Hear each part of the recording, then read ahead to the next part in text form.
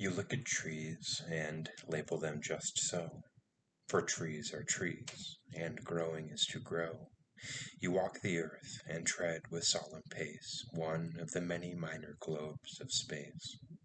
The star's a star, some matter in a ball, compelled to courses mathematical, amid the regimented, cold, inane, where destined atoms are each moment slain. At bidding of a will, to which we bend and must, though only dimly apprehend, great processes march on, as time unrolls from dark beginnings to uncertain goals. And as on page, overwritten without clue, with script and limning packed of various hue, an endless multitude of forms appear, some grim, some frail, some beautiful, some queer, each alien except as kin from one remote origo, gnat, man, stone, and sun. God made the petrious rocks, the arboreal trees, tellurian earth, and stellar stars, and these homuncular men who walk upon the ground with nerves that tingle, touched by light and sound.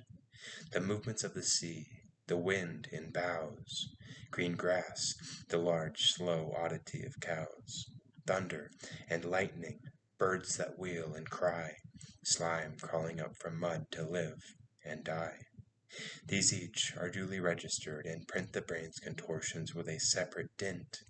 Yet trees are not trees until so named and seen, and never were so named till those had been whose speech's involuted breath unfurled faint echo and dim picture of the world.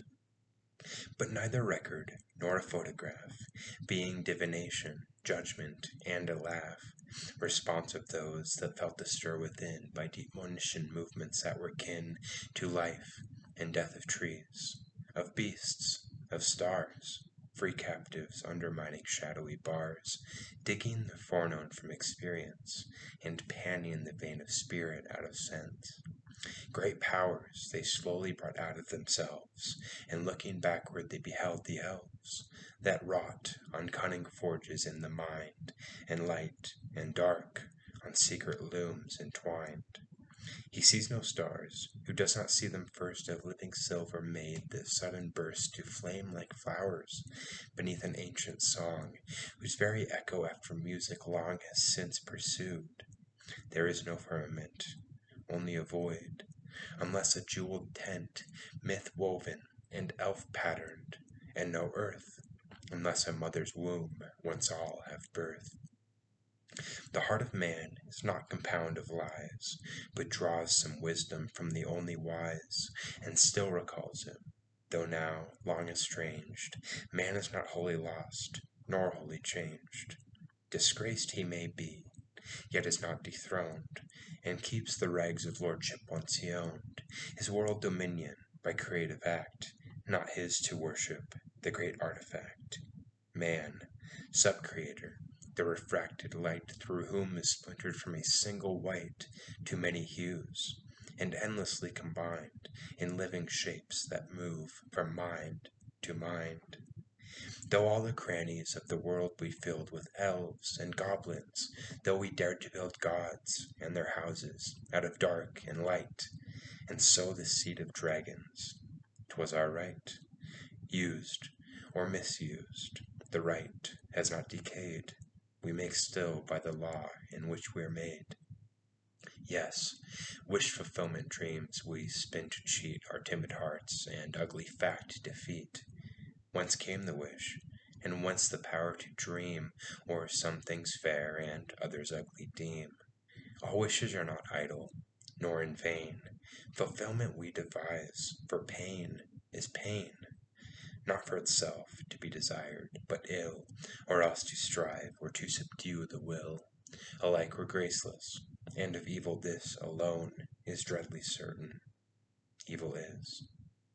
Blessed are the timid hearts that evil hate, that quail in its shadow, and yet shut the gate, that seek no parley, and in guarded room, though small and bait, upon a clumsy loom, weave tissues gilded by the far-off day, hoped and believed in under shadow's sway.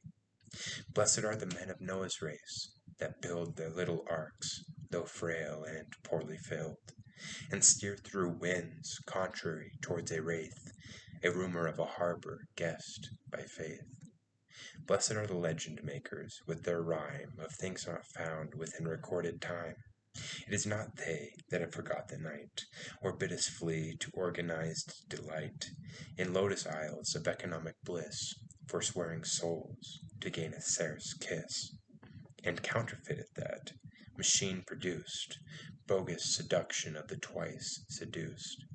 Such isles they saw afar, and once more fair, and those who hear them yet may yet beware.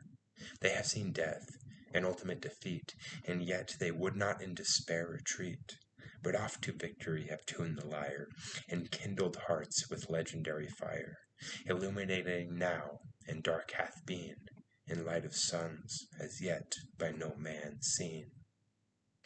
I would that I might with the minstrels sing, and stir the unseen with a throbbing string. I would be with the mariners of the deep, that cut their slender planks on mountains steep, and voyage upon a vague and wandering quest, for some have passed beyond the fabled west. I would with the beleaguered fools be told, that keep an inner fastness where their gold, impure and scanty, yet they loyally bring to mint an image blurred of distant king, or in fantastic banners weave the sheen, heraldic emblems of a lord unseen.